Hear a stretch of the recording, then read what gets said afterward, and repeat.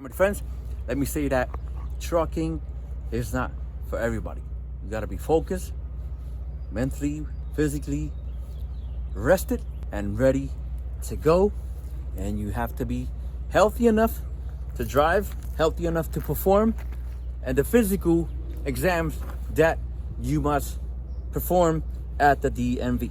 Okay? So yes, you do go through some schooling and studying, and it's not easy. Okay? Now, trucking, you have to focus, get well rested, sleep at least 8 hours. On your first 8, you have 8 hours. Before your 8 hours is over, you have to take a 30-minute break. And then you got 3 more hours after that. And it all depends on how you run your clock. Once again, there is no perfect company out here. But then again, you got people talking about Swift. Everybody says that, oh, Swift this, Swift that. But you know what? It's not Swift. You have a lot of drivers that are making the wrong decision. They're not paying attention on the road, and then are giving the company a bad name. If you go to YouTube and you type in any company, you're gonna see the messes and all the wrong decisions that a lot of drivers make.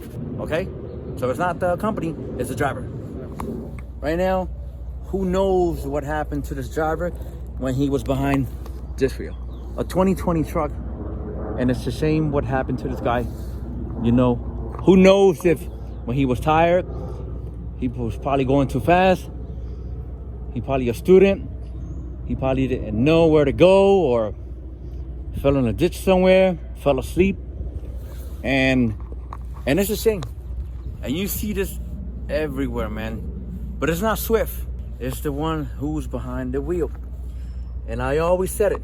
Swift is a big company, and they give everyone the opportunity to drive. If you want to become a truck driver, they give you the tools and everything you need to be successful. Now it's your job to pay attention on what you're doing when you're behind a tractor trailer.